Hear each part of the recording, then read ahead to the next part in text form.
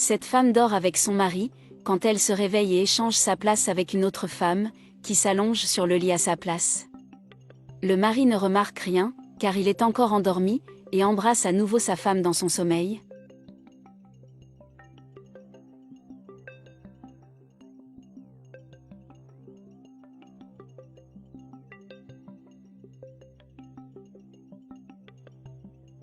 Pendant ce temps, sa femme s'est habillée pour partir, s'assoit sur les marches de l'escalier pour mettre ses chaussures, et quitte rapidement la maison. À l'extérieur de la maison, elle trouve son amant qui l'attend. Il ouvre la porte de la voiture pour qu'elle entre, comme un bon gentleman. Puis il monte aussi dans la voiture, pour qu'il puisse sortir de là.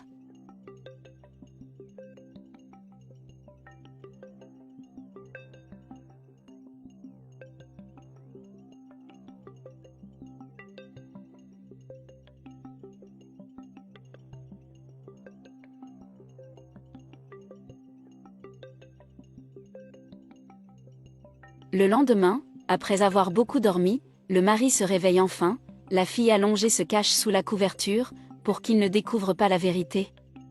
Après s'être enfin réveillé en sortant du lit, il souhaite le bonjour à sa femme. Mais la femme sous la couverture ne répond pas. Il pense qu'elle dort encore et quitte la pièce pour qu'elle puisse se reposer.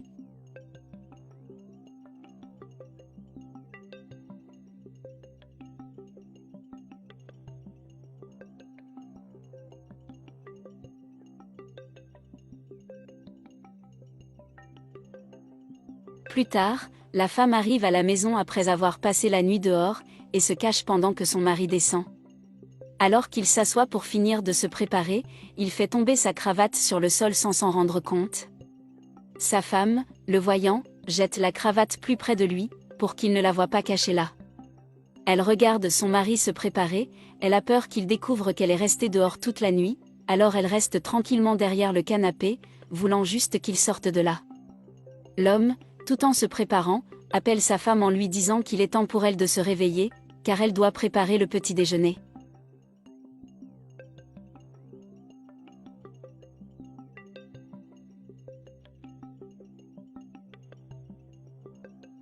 N'obtenant aucune réponse de sa femme, il monte à nouveau à l'étage pour lui courir après.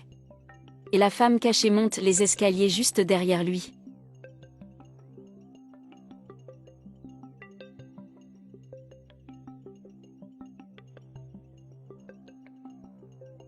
Dans la chambre, la femme se cache sous les couvertures, essayant toujours de maintenir son déguisement, de peur que l'homme ne découvre la vérité sur sa femme.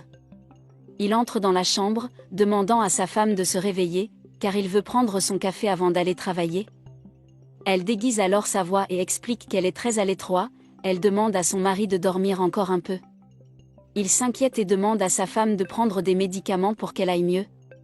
Mais sa femme lui dit de la laisser tranquille. Il touche sa femme par-dessus la couverture, disant qu'il veut prendre soin d'elle. Mais elle lui dit de ne pas la toucher, car elle est toute sale.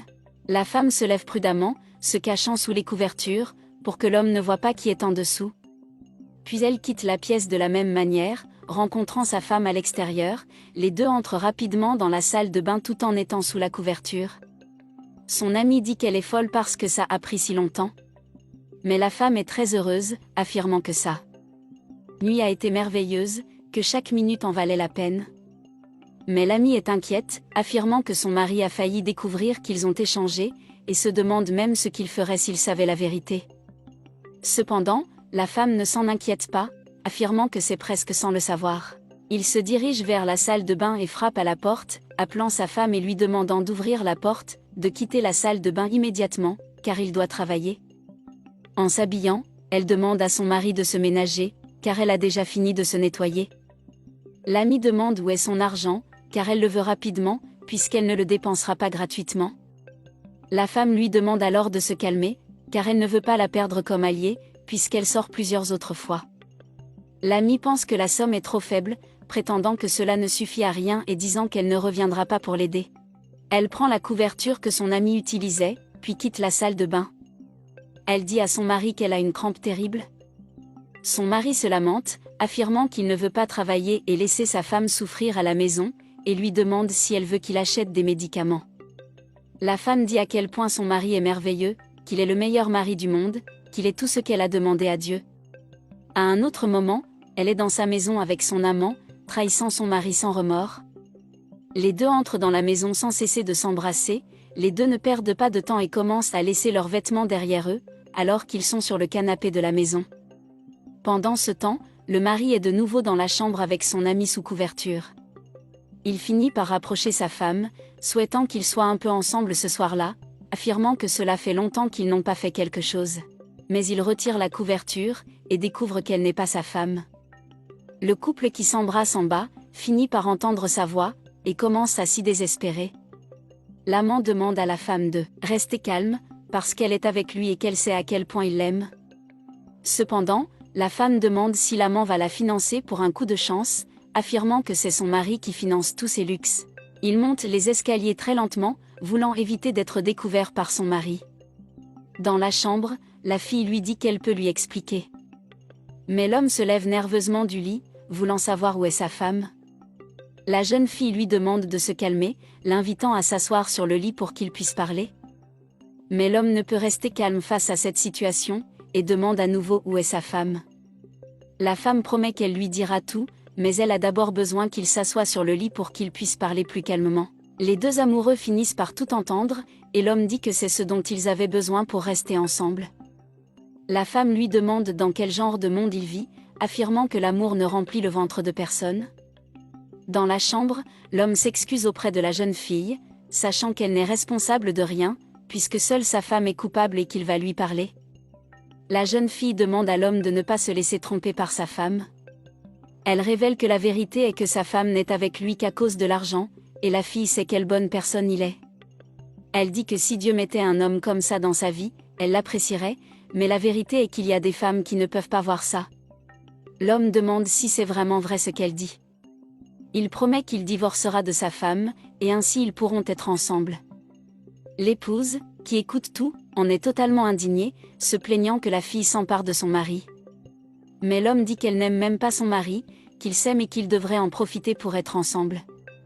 Cependant, elle précise qu'elle n'échangera pas son mari, qui est riche, contre son amant, qui est pauvre et n'a nulle part où aller pour mourir.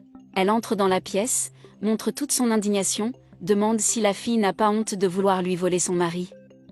Et l'homme se lève, furieux, et traite la femme d'effrontée, disant qu'en plus de tout cela, elle a encore le culot d'emmener son amant dans sa maison. La femme dit que cet homme n'est qu'un petit jouet, et demande si son mari aurait même le courage d'échanger une merveilleuse épouse comme elle, contre une fille comme celle-ci. Et l'amoureux trouve aussi la fille là-bas très belle. La femme est encore plus indignée et ordonne à l'amant de se taire, car il s'agit d'une conversation avec son mari, mais l'homme ne se soucie pas de ses excuses, il pousse la femme en disant qu'il veut divorcer. Il dit également à la femme de dégager de chez lui car il ne veut plus jamais la revoir de sa vie. La femme dit alors que c'est ce que la fille voulait, qu'elle en a profité pour essayer de rester avec son mari, et la traite de fausse et de dissimulée. L'amant dit à la femme d'arrêter, et l'appelle à s'éloigner de là. Mais elle repousse son amant, affirmant que la maison lui appartient et qu'elle ne veut plus jamais le voir, lui ordonnant de partir immédiatement.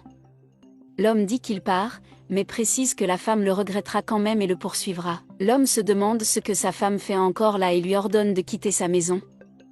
Il lui demande si elle n'a pas déjà entendu ce qu'il a dit auparavant. Et la femme lui dit qu'il peut perdre son temps avec cet imbécile, mais qu'il ne doit pas oublier qu'ils sont légalement mariés tous les deux et que tout ce qu'il a dans cette maison est aussi à elle.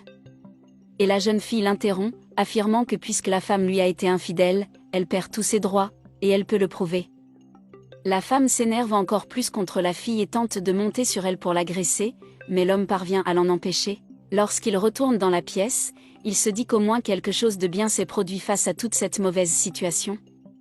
Et la femme demande ce qui s'est passé, car elle ne peut rien voir. L'homme dit alors que les deux se sont rencontrés, et que maintenant ils peuvent se marier, et lui demande ce qu'elle en pense. La jeune fille sourit avec enthousiasme, étant sûre que, pendant ce temps, l'amant quitte la maison, tandis que la femme le poursuit en lui demandant de l'attendre. L'homme, très blessé, lui demande ce qu'elle veut, disant qu'il est fatigué d'essayer avec elle. Et la femme dit qu'ils peuvent être ensemble, mais qu'elle devra trouver un autre homme riche pour la soutenir.